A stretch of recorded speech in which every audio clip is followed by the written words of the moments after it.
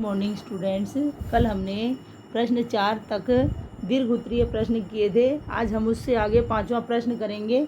5वां प्रश्न है हमारा, मजदूर और रईस के साज सामानों में क्या अंतर था। पाठ में हमने पढ़ा भी है कि मजदूर जो था उसके पास कुछ नहीं था, वह अपनी कच्ची झोपड़ी में अपनी माँ के साथ रहता था, नंगे सिर नंगे पाँव था और उसकी फटी चादर में सारे दिन की मेहनत की कमाई के 2 आने बंधे हुए थे। तो इस प्रकार जो मजदूर है वह बिल्कुल गरीब था और रईस के तो साजो सामान में कोई कमी नहीं थी। अब प्रश्न के आधार पर उत्तर की भाषा देखिए आप। मजदूर की दशा गरीब होने के कारण मजदूर गरीब होने के कारण उसके पास केवल उसकी बूढ़ी माँ, घर में एक चूल्हा व 2-4 बर्तनों के अलावा कोई साज सामान नहीं था। जबकि रईस के पास एक विशाल महल था, उसकी संदूक में रुपए व मोहरे थी, सेवा के लिए दास दासियां थी, सवारी के लिए घोड़े व पालकी थे और लोग उनके सामने सिर झुकाकर आते थे। तो इस प्रकार गरीब जो मजदूर था उसके पास कुछ नहीं था। यहाँ पर आप एक वाक्य दोबारा सुनिए कि मजदूर गरीब होने के कारण उसके पास केवल उसकी बूढ़ी माँ शब्द और आएगा यहाँ पर, और घर में एक चूल्हा व 2-4 बर्तनों के अलावा आएगा यहाँ पर। ये 2 शब्द आपके छूट गए तो इनको आप ऐड कर लीजिए, बूढ़ी माँ और के अलावा कोई साज सामान न था। जबकि रईस के पास एक विशाल महल था। बाकी सारा आपका सही है, केवल यहाँ पर आपको 2 शब्द जोड़ने होंगे। तो इस प्रकार हमारा 5वां प्रश्न है, दोनों के साज सामानों में अंतर स्पष्ट हो जाता है, क्योंकि गरीब व्यक्ति तो गरीब ही रहेगा और रईस रईस ही रहेगा। अगला प्रश्न देखिए, 6वां प्रश्न है आपका, मजदूर की दशा का वर्णन अपने शब्दों में कीजिए। कहानी के शुरुआत में ही हमने मजदूर के बारे में पढ़ा है कि वो कैसा था और उसके पास क्या क्या था। तो यहाँ पर मजदूर की जो दशा है वो गरीब होने के कारण खराब है। ये तो बिल्कुल स्पष्ट है कि वह गरीब है तो उसकी दशा अच्छी नहीं होगी, और इसके साथ साथ उसकी दशा अच्छी नहीं है तो उसके पास सामान या और भी कोई चीज़ें हैं वो बहुत कम मात्रा में होंगी या फिर सही स्थिति में नहीं होंगी। तो प्रश्न के आधार पर उत्तर देखिए। मजदूर की दशा गरीब होने के कारण बहुत खराब थी। वह नंगे सिर नंगे पाँव था, उसकी फटी चादर थी जिसमें सारे दिन की मेहनत की कमाई 2 आने बंधे हुए थे, और वह अपनी माँ के साथ एक कच्ची झोपड़ी में रहता था। तो इस प्रकार मजदूर की जो दशा है वो जैसी कि होती है गरीबों की बिल्कुल वैसी ही थी।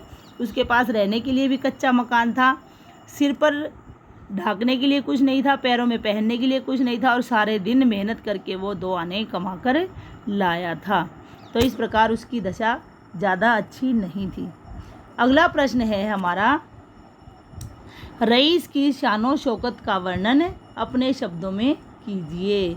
तो रईस तो नाम से ही जग जाहिर हो रहा है कि उसके पास बहुत कुछ होगा, वो रईस ऐसे ही नहीं बना हुआ है, और पाठ के आधार पर ही हमने देखा है वह मजदूर जो रईस बन जाता है तो वह बिल्कुल अमीरों की तरह वही सब कुछ हासिल कर लेता है जो एक अमीर व्यक्ति के पास होता है। तो प्रश्न के आधार पर आप अब रईस का वर्णन जानिए। तो रईस का एक विशाल महल था, उसके ऐशो आराम में कोई कमी नहीं थी, क्योंकि जब वह रईस है तो उसके ऐशो आराम में कमी होगी भी नहीं।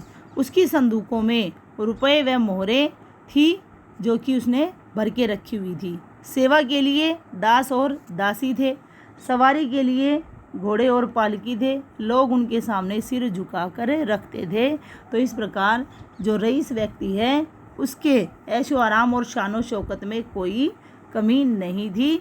हर तरफ उसकी ऐशो आराम की और उसकी सेवा के लिए हर चीज़ें उपलब्ध थी। इस प्रकार रईस जो है वह अपनी शानो शौकत से रह रहा था। प्रश्न है 8वां जो प्रश्न है वो आप देखिए, आखिर दुनिया को इनकी क्या ज़रूरत है, इस वाक्य का विश्लेषण कीजिए। तो यह वाक्य हमारे पाठ में 2 बार आया है। पहली बार तो जब मजदूर को बारात के सामने से उठाकर फेंक दिया जाता है तो वह मजदूर इस वाक्य का प्रयोग करता है। दूसरी बार जब रईस की पालकी जा रही होती है और सामने से मजदूरों की बारात आ जाती है तो रईस उनको जब मारकर भगा देता है, उसके बाद रईस इस वाक्य का प्रयोग करता है कि तूने इन मजदूरों को क्यों पैदा किया। तो यहाँ पर इस वाक्य के विश्लेषण के लिए आपको कहा गया है। तो वाक्य के विश्लेषण के आधार पर हम बता सकते हैं कि यह जो वाक्य है इसका प्रयोग पहले तो मजदूर के द्वारा किया जाता है, फिर रईस के द्वारा किया जाता है, लेकिन दोनों का मतलब एक ही होता है कि इन अभागे मजदूरों को आपने इस धरती पर क्यों भेज दिया है, क्योंकि इनके पास कुछ है नहीं। और जब ये कुछ दिखाने का प्रयास करते हैं या अधिकार जताने का प्रयास करते हैं तो लोग इनको मार पीट कर भगा देते हैं। एक सड़क के माध्यम से ही यहाँ पर यह बताने का प्रयास किया गया है कि जब भी मजदूर सड़क के ऊपर अपनी मर्जी से बैठा हुआ होता है या उस पर अधिकार जताने का प्रयास करता है तो अमीर लोग उसे मारकर भगा देते हैं। इसका मतलब यह हुआ कि जो सार्वजनिक चीज़ सड़क है उसके ऊपर भी इन मजदूरों को बैठने का पूर्ण अधिकार नहीं है।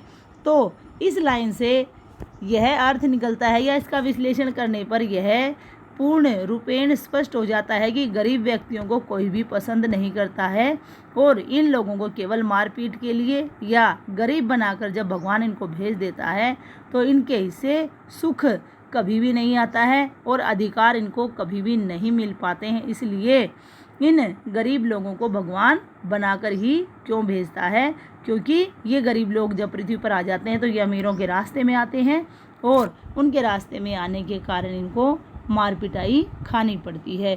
तो इस प्रकार इस वाक्य के लिए हम कह सकते हैं कि गरीब व्यक्ति जब भी कोई कार्य करना चाहेगा या अमीरों के रास्ते में आएगा तो उसके साथ अच्छा सलूक नहीं किया जाएगा। तो अब इसके बाद है हमारा अंतिम प्रश्न 9वां, रिक्त स्थानों की पूर्ति करें। रिक्त स्थानों में आपके चारों वाक्य इसमें आए हुए हैं। पहला है उसके चारों तरफ दुखी दिल की आहें थी, मजदूर चीखे मारते हुए इधर उधर भागने लगे। और तीसरा खाली स्थान है उसकी सवारी को घोड़े और पालकियाँ थी। तो इस प्रकार आज हमारे इस पाठ के प्रश्न पूरे हो जाते हैं। आगे जो भाषा बोधन के प्रश्न हैं वो अभी आपके आए नहीं हैं व्याकरण में, इसलिए उनको हम छोड़ देंगे और कल हम अगला पाठ पढ़ेंगे। आपका दिन शुभ हो। धन्यवाद।